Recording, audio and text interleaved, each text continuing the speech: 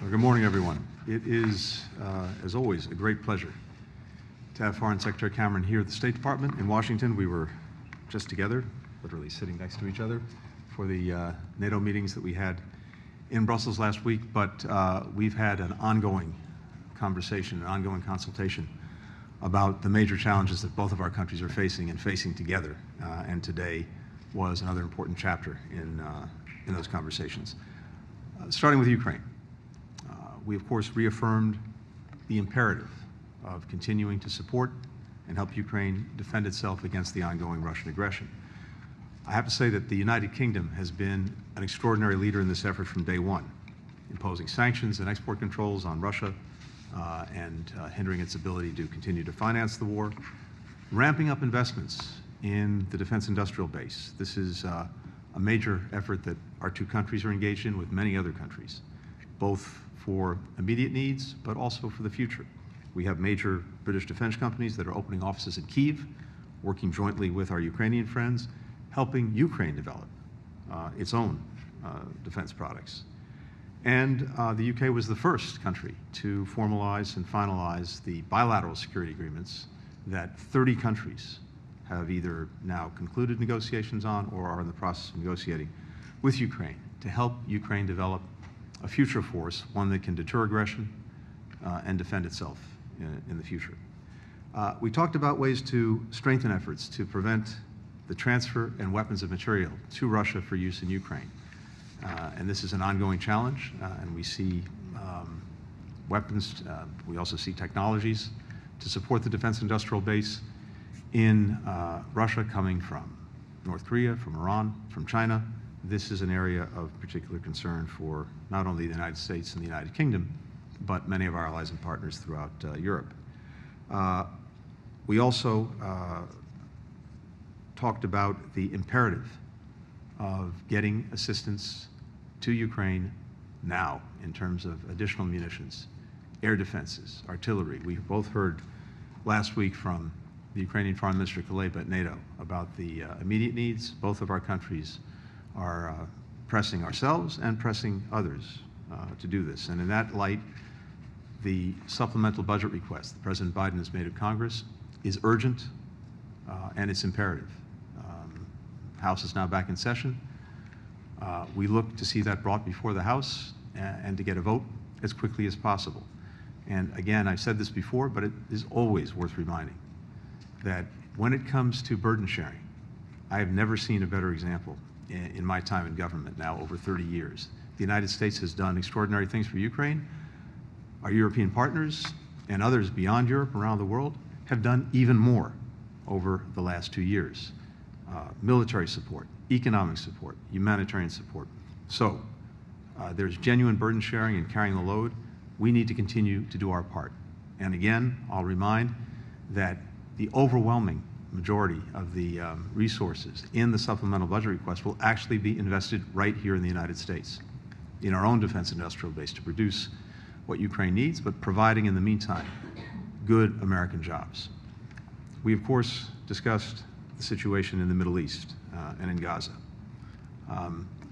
Israel has made important commitments to significantly increase the supply of humanitarian assistance throughout Gaza, and has taken some initial actions as well to move on those commitments. We're looking at a number of critical things that need to happen in the coming days, including opening a new northern point of entry for assistance into Gaza, using Ashdod on a regular basis, maximizing the flow of assistance from Jordan, as well as putting in place a much more effective deconfliction mechanism with the humanitarian groups that are providing assistance. Just yesterday, more than 400 trucks were cleared to go into Gaza, and that is the most since October 7th in any given day. But what matters is results and sustained results, and this is what we will be looking at very carefully in the days ahead. And that includes making sure that the assistance that gets into Gaza is distributed effectively throughout Gaza, not just in the south or in central Gaza. It has to get to the north as well. Of course, we have our own citizens who remain hostage in Gaza, held by Hamas. We continue to work very closely with Israel with Egypt, with Qatar, on getting an agreement that would result in an immediate ceasefire and the release of hostages, and also create even better conditions for surging assistance to those who need it in Gaza. Two other quick things I wanted to touch on. In the Indo-Pacific, our two countries are aligned on the key issues before us in the Indo-Pacific: ensuring peace and stability across the Taiwan Strait, the South China Sea, the Korean Peninsula, standing up when the PRC is engaged in unfair trade practices and non-market practices, including addressing the global economic consequences of Chinese industrial overcapacity and the need for a level playing field. Secretary Yellen spoke very clearly and forcefully to this during her recent trip to China. This is an ongoing concern for our countries and for many other countries around the world. And of course, we have our AUKUS agreement, modernizing partnerships to meet future challenges, to promote a free and open Indo-Pacific. Australia's selection last month of British companies to develop nuclear-powered submarines is a milestone in actually integrating our defense industrial bases. We also discussed partnerships with other countries through AUKUS, including one that we'll discuss with Japan when Prime Minister Kishida is here this week, and having partners engaged, particularly in Pillar 2 activities, is something that will carry this partnership forward. Finally, we're working together in this hemisphere to address shared interests and to try to advance peace, security, and opportunity. I welcome the conversations that we had about that as well. With that, David, let me turn it over to you. Well, thank you very much, Tony. It's very good to be back in Washington, very good to be back with you. In a time of danger like this in international affairs, close alliances really matter, and there is no closer alliance for us than our partnership with the United States. And I think the work we've been doing here and in NATO and what we'll be doing at the G7 really demonstrates that. On Ukraine, I want to echo what Tony said. Put simply, we know what works, we know what they need, and we know what is right for us. In terms of what works, we know that if we give the Ukrainians the support they deserve, they can win this war, they can achieve the just peace that they deserve. They've sunk 25% of Russia's Black Sea fleet.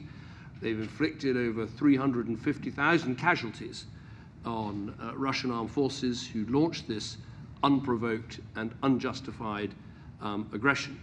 And we know that if we keep on backing them, we can lead this to the right conclusion. And we know what they need. We know they need air defenses. The Ukrainian foreign minister was so clear about that in NATO.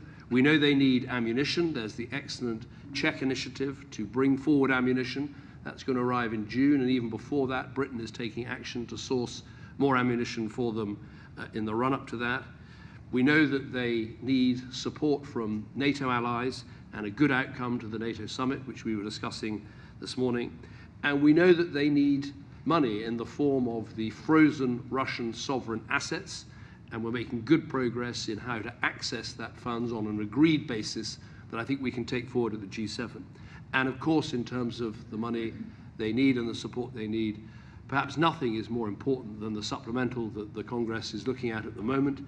And I come here with no intention to lecture anybody or tell anybody what to do or get in the way of the process of politics and other things in the United States. I just come here as a great friend and believer in this country, and a believer that it's profoundly in your interest and your security and your future and the future of all your partners to release this money and let it through. And I'm looking forward to meetings I'm going to be having in Congress later today. And above all, we know what's right for us. We know that it is right to stop Putin's aggression. We know it's right for our own militaries and our own production bases to ramp up production, not just for Ukraine, but for our own stocks. And as Tony said, so many of the jobs created will be jobs created here in the United States, and indeed, when we're dealing with our own weapon systems, jobs in the UK. We know it's right to send this very clear message to all those watching around the world, including China, that we stand by our allies, that we don't reward aggression, that we help those who are trying to fight it off. And we know it's right for our own security. That leads to the NATO conference. We had some excellent discussions. I remember chairing the NATO summit in Wales in 2014. Back then, only 3 countries met the 2 percentage points of GDP on defence spending. I'm proud to say Britain was one of them. We're now up to around 20 countries, out of an alliance of 32 members. And I think we can make real progress between now and the summit in Washington with every country showing how they're going to get from where they are now to that 2%. And I would urge all those countries to think about how they can do it. And we'll also be looking at this mission for Ukraine about how NATO can do more to coordinate and help that country in its struggle. On our discussions on Israel and Gaza, as I said at the weekend, we see this in 4 very clear ways. One, we back the hostages and their families who are now in day 185 of their appalling captivity. We go hard on getting aid into Gaza. It's the right thing to do. And what was previously seen as impossible is now possible, and that is hugely welcome. We want to see that followed up. We believe in leading internationally, both at the United Nations, where we achieved a good resolution on a temporary ceasefire during Ramadan, and also putting together countries that back and support a future peace process such as met in Munich, and we hope we'll meet again shortly. But the fourth part of our plan is to support Israel in its legitimate right of self-defense to deal with the Hamas threat, and it's important we maintain that support. On aid, just to be clear, as Tony said, we want to see 500 trucks a day. We want to see the water switch back on. We want to see Ashdod and a northern crossing point opened. And crucially, we want to see this deconfliction, because getting aid to Gaza on its own isn't enough. You've got to be able to get aid around Gaza. And as we saw with the tragic killing of the World Central Kitchen workers, unless you have that deconfliction, other things like that could happen. We have a very clear plan A for how we bring this conflict to an end. We have a temporary pause. We turn that into a sustainable ceasefire. We see Hamas leaders removed from Gaza. We see the terrorist infrastructure taken down. That is the way to have a political process that brings the war to an end. But we have to be aware, if that doesn't work, we have to think about what is plan B. What can humanitarian and other organizations do to make sure that if there is a conflict in Rafah, that people can achieve safety, they can get food, they can get water, they can get medicine, and people are kept safe. And I think that's something we're going to have to be looking at, and we were talking about today. Finally, on the other things you mentioned, I totally agree that AUKUS is a really important alliance, and I think one of the ways we can make it a success, as well as making sure we build our submarines and invest on time, is making progress on the ITAR regulations. If we're going to have a partnership as close as this between 3 like-minded countries, we must be able to have the free flow of munitions between us.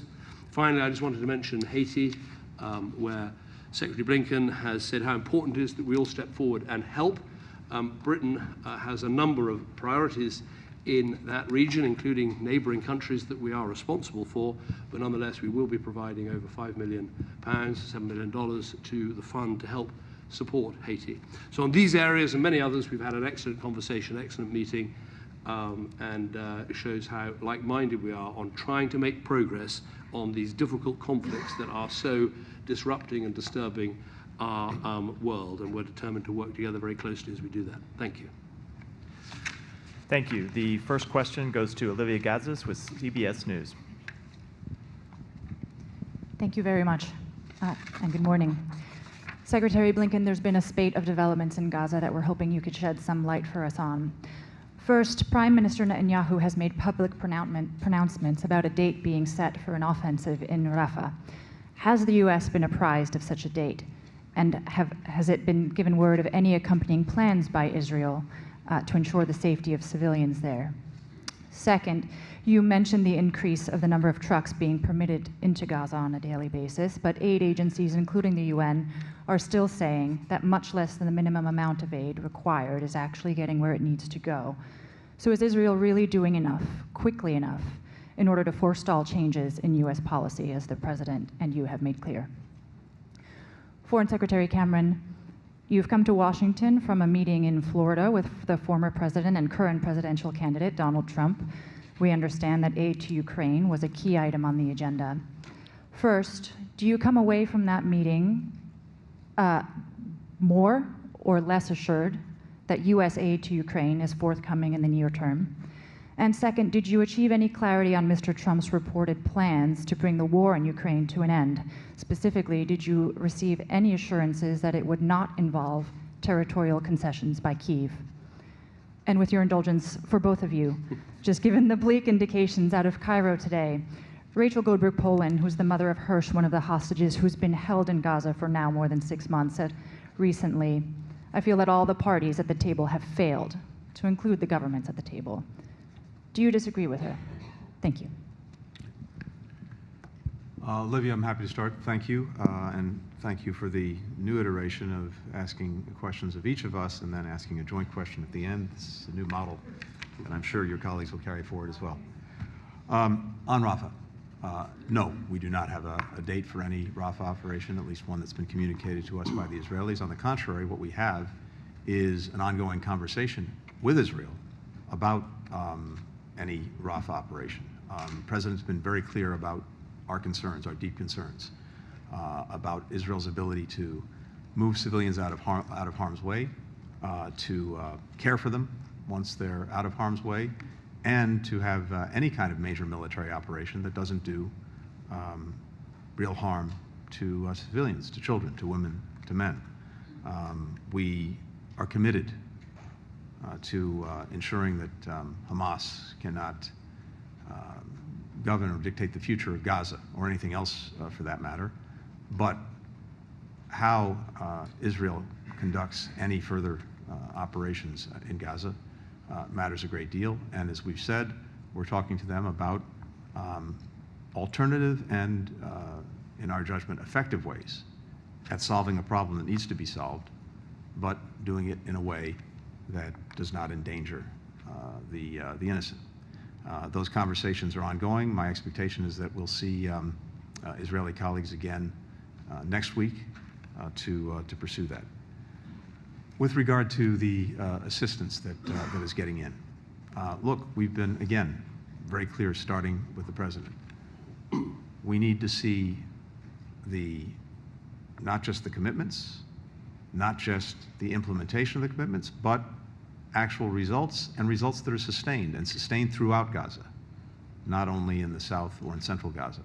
So I mentioned that, yesterday, by our count, more than 400 trucks were cleared, which is double what had been happening heretofore.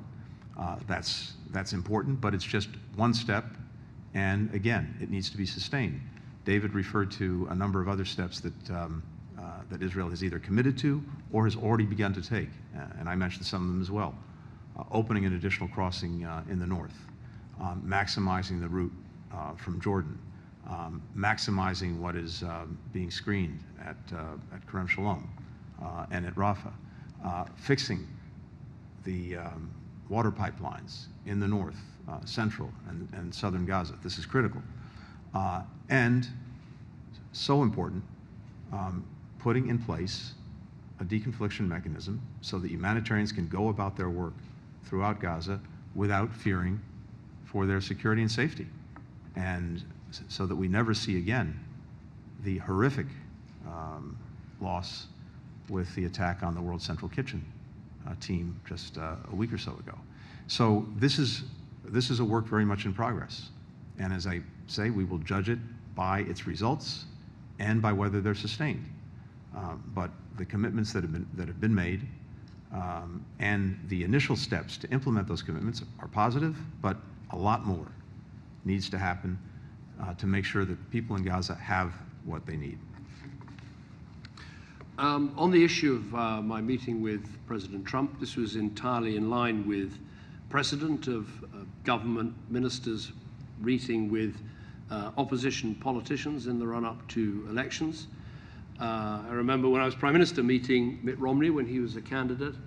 I remember Gordon Brown meeting Barack Obama when he was a candidate. And I think, Tony, you recently had a meeting with Keir Starmer, the Labour leader, in Munich. So these things are entirely proper. But it was a private meeting, so I haven't really got anything to add to your questions. But we discussed a range of important geopolitical subjects. And on on hostages, yes. Yeah. I would just say we're doing everything we can to help. There are 2 British nationals, but others with British connections, so we're doing everything we can. I would just make the point that ultimately the people responsible for holding these hostages are Hamas. They could release the hostages now. I'm not involved in the minutiae of the negotiations, but I know, very big offers have been made by Israel to release loads of prisoners from their prisons in response to hostages being released. And, we need the hostages to come home. We need the aid to get in, and it's Hamas more than anyone else that are standing in the way of that happening. And I would just add that I know Rachel well. If I were sitting in her shoes, I'd undoubtedly be feeling and saying the same thing, because until the day that Hirsch is home, we will not have succeeded in doing what we're determined to do, which is to bring him and bring all of the hostages back. We have our teams working on this 24/7. We're working, as you know, closely with Qatar, with Egypt, with Israel. Bill Burns has been doing extraordinary work on this. Many of us have been deeply engaged, working with the governments in question. We have an offer that's on the table now to Hamas that is very serious and should be accepted. Hamas could move forward with this immediately and get a ceasefire that would benefit people throughout Gaza, as well as, of course, get the hostages home. I think the fact that it continues to not say yes is a reflection of what it really thinks about the people of Gaza, which is not much at all. It's also extraordinary the extent to which Hamas has been almost erased from this story. As we both said, going back almost to day one, none of what we've seen in Gaza would have happened had Hamas given up the hostages right away, put down its weapons, stopped hiding behind civilians, and surrendered. It has an opportunity now to agree to the proposal on a ceasefire and on hostages. The ball is in Hamas's court. The world is watching to see what it does. Felicia Schwartz with the Financial Times. Thank you.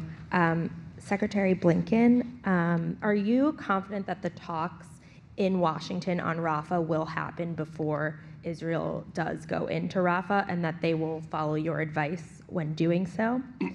And on assistance, how long does Israel have to sustain the aid that you spoke about or risk consequences? And do you agree with Foreign Secretary Cameron that there needs to be a plan B? And what do you think that should be? Foreign Secretary Cameron, you said before coming to the U.S. that you would encourage Speaker Johnson to get Ukraine aid through the House, but now you are not seeing him. Why is that? And have you left your meeting with President Trump believing that he will give Johnson the green light to make that vote happen? Felicia, let me take the second part first, which is on aid and how long does it need to be sustained.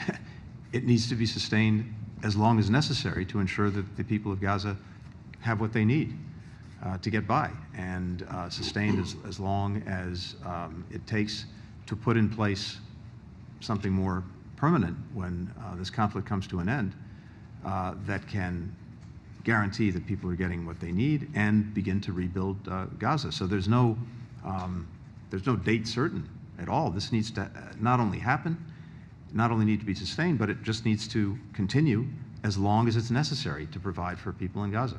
It's as simple and as straightforward as that. And again, with regard to Rafah, I don't want to prejudge any these ongoing talks. And I can tell you that, again, we expect to have a continuation of those talks next week. I don't anticipate any actions being taken before those talks. And for that matter, I don't see anything imminent. But there is a lot of work to be done, and it remains our conviction that major military operations in Rafah would be extremely dangerous for civilians who would be caught in harm's way. That as we share the commitment to dealing with the problem posed by Hamas, we believe there are other effective ways to do it. That's going to be the subject of these ongoing conversations. I don't want to prejudge what the outcome will be. Thank you. I'm going to be going to the Hill. I've got a range of meetings with senators and congressmen both sides of the aisle. I always do this with great trepidation. It's not for foreign politicians to tell legislators in another country what to do. It's just that I'm so passionate about the importance of defending Ukraine against this aggression that I think it is absolutely the interests of US security that Putin fails in his illegal invasion. I think it's good for US jobs that we continue to back Ukraine with the weapons that they need.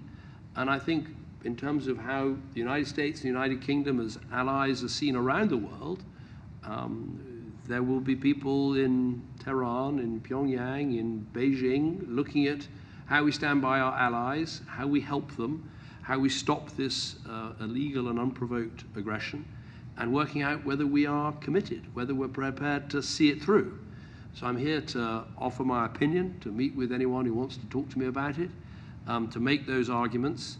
And I think the perspective, I always encourage others in Europe, particularly perhaps those right up against the fence with Russia, who feel the Russian aggression, who feel the fear of it. And I think, as I said at the NATO summit last week, it's so important that the outcome of all this is a secure and strong NATO with full US and Atlantic support, rather than a setback for the Western alliance, a victory for Putin, and a sense that we don't stand by our allies and our friends at their time of need. So that's the spirit in which I'm here. I'm delighted to have a whole series of meetings this afternoon and some more tomorrow, and I'll make time for any people in Congress who would welcome a conversation about this.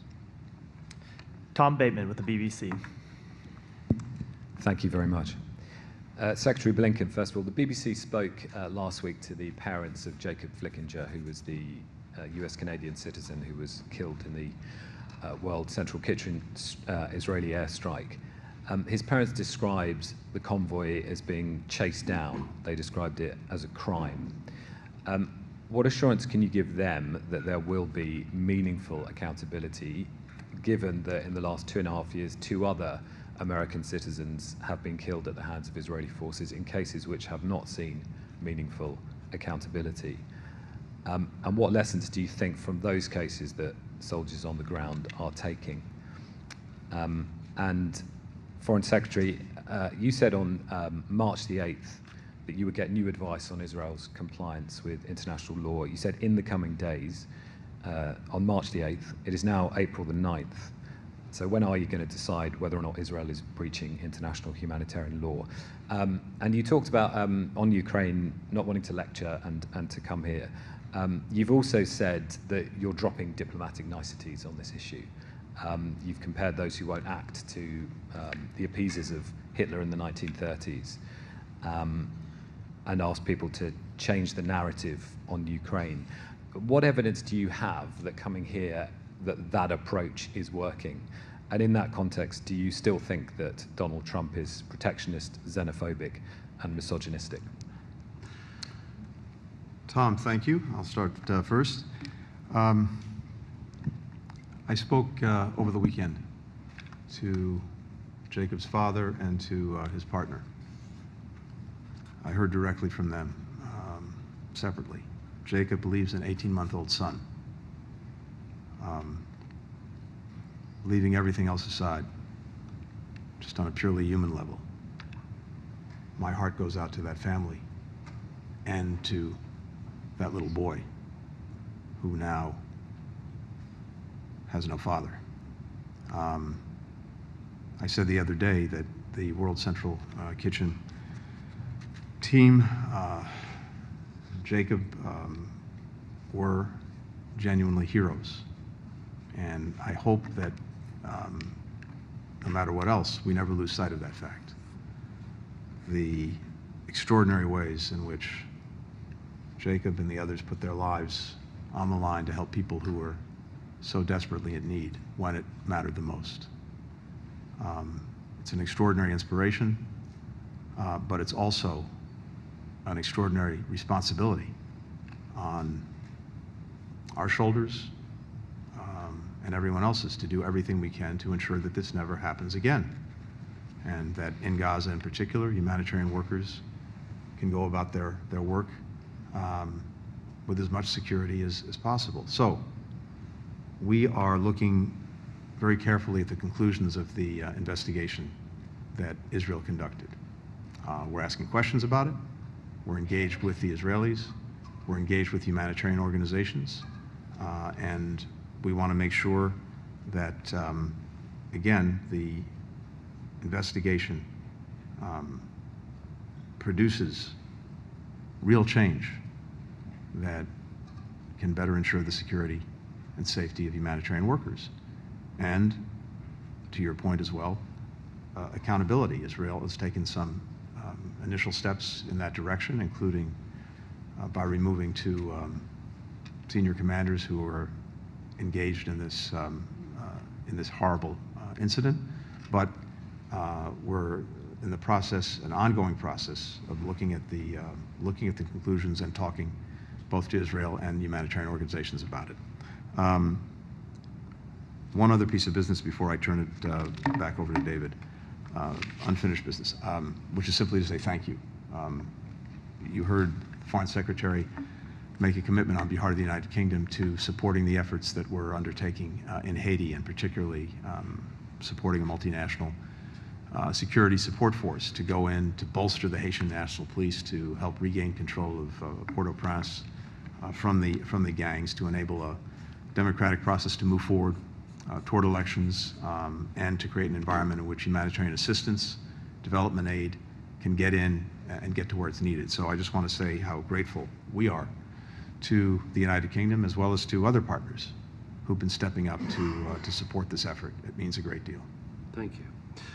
Thanks. On Israel and international humanitarian law, as required by the UK's robust arms export control regime, I have now reviewed the most recent advice about the situation in Gaza and Israel's conduct of their military campaign. The latest assessment leaves our position on export licenses unchanged. This is consistent with the advice that I and other ministers have received, and as ever, we will keep the position under review. Let me be clear, though, we continue to have grave concerns around the humanitarian access issue in Gaza, both for the period that was assessed and subsequently. We've seen a welcome increase in trucks with, as Tony said, perhaps as many as 400 going in yesterday, the highest since October the 7th, and of course public commitments from Israel to flood Gaza with aid. These now need to be turned into reality. Our position is in line with our international partners. So far, no like-minded countries have taken the decision to suspend existing arms export licenses to Israel. And I'd add that Israel remains a vital defence and security partner to the UK. Our cooperation makes the UK and Israel more secure from external threats. We will continue to use this robust legal process to assess these issues. And I just add, we don't publish legal advice, we don't comment on legal advice, but we act in a way that is consistent with it. We're a government under the law, and that's as it should be. On the issue of dropping diplomatic niceties, in many ways what I meant by that was, instead of sort of speaking in diplo speak when I address this issue of how we help Ukraine, I can get very emotional about it. To me, this is so fundamental to how Britain and America have worked together over years, over decades, to keep our world safe and to enhance our security. I think of my grandfather landing on the Normandy beaches under the cover of an American warship. I think of how I worked together with President Obama to deal with the ISIL threat in Syria and Iraq, how we hunted down those terrible killers of British and American hostages in the Syrian desert, Jihadi John and his like. And to me, this is the same thing. We face a huge threat from an aggressive Putin taking other countries' territory by force. And it is so important that we stick together.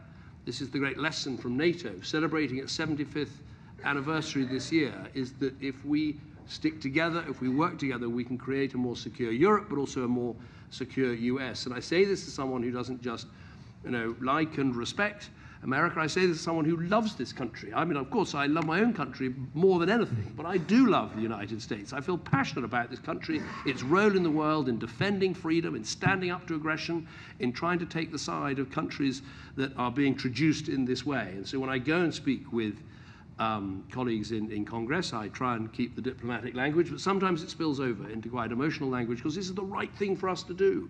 And future generations are going to look back at us and say, did we do enough when this country was invaded by a dictator trying to redraw boundaries by force? Did we learn the lessons from history? Did we do enough?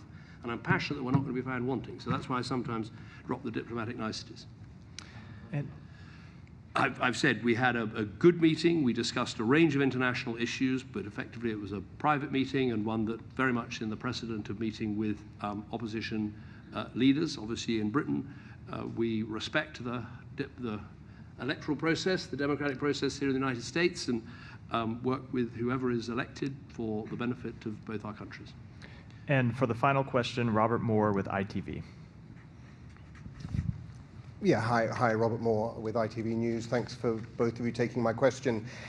Foreign Secretary, first of all, you had dinner, as we know, by all accounts, a warm and friendly dinner with Donald Trump last night. You call it a private dinner, but you're a foreign secretary, he's a presidential candidate. Can you at a minimum say at least he listened sympathetically to your argument that the House should unlock Ukraine funding? And did he give you any assurance at all that if he won in November, he would remain, that the United States would remain a key member of NATO? And just to follow up on my BBC colleagues' fine question about international humanitarian law and the supply of weapons.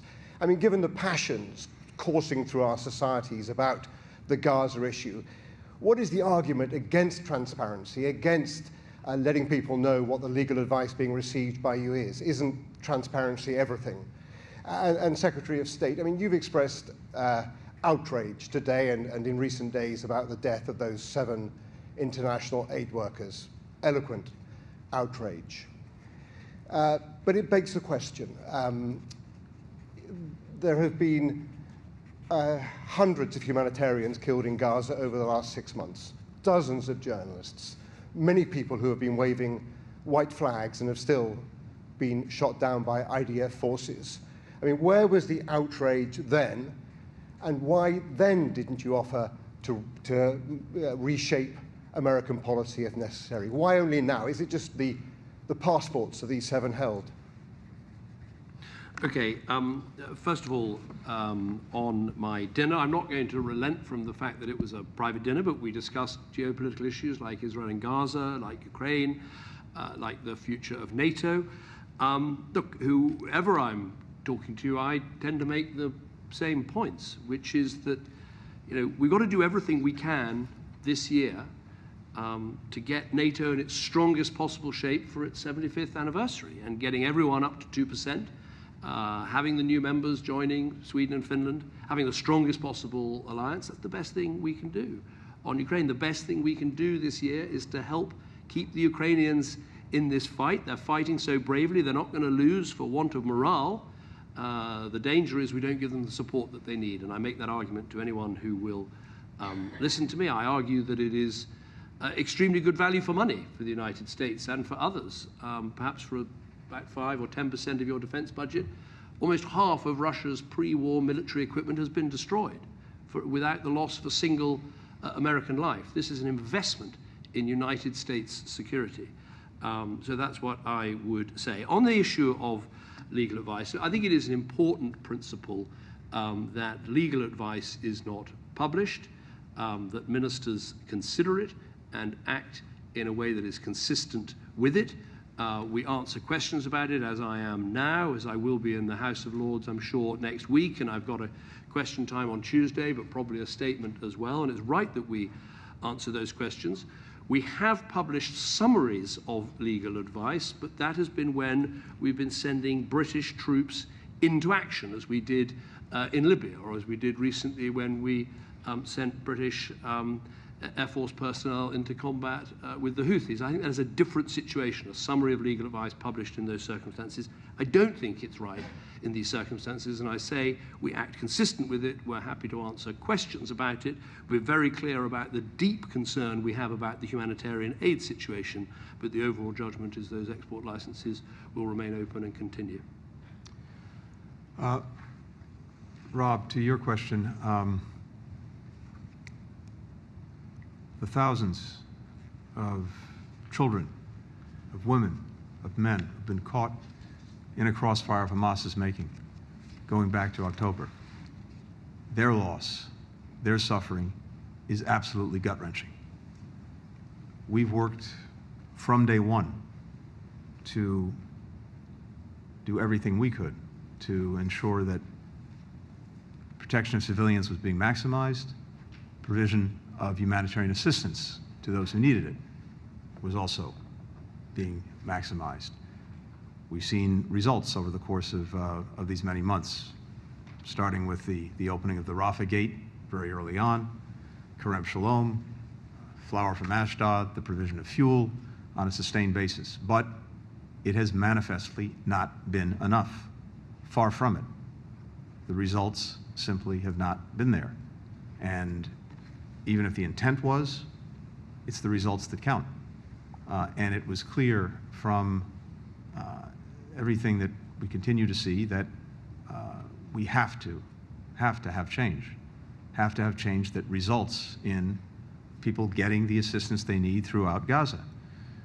And that was the import of the President's conversation last week with Prime Minister Netanyahu. But it was, in many ways, the culmination of many conversations that, as I said, produced results, but insufficient in terms of actually meeting the needs of people.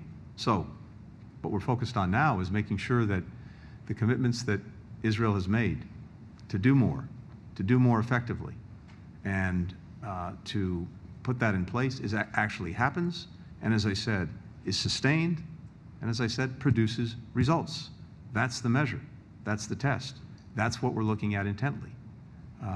We want to do everything we can, but principally we want to see Israel do everything it can and must to reduce the impact on civilians, to get assistance to those who need it, to do it on a sustained basis. It would also be, I think, important that so much of the understandable passion, outrage, and anger directed at Israel for the plight of Palestinian civilians in Gaza, that some of that might also be reserved and directed for Hamas. It remains astounding to me that the world is almost deafeningly silent when it comes to Hamas. We would not be where we are had they not chosen to engage in one of the most horrific acts of brutality and terrorism on October 7th, and had they then, having done that, not refused these many, many months to get out of the way of civilians, to stop hiding behind them, to put down their arms, to release the hostages, to surrender. Where's the outrage there? Having said that, I'll repeat what I've said incessantly from day one. Despite that, Israel has obligations. It has responsibilities that are moral, that are strategic, and that are legal to do everything it can to protect civilians and to get assistance to the many who need it. That's what we're focused on. Thank you.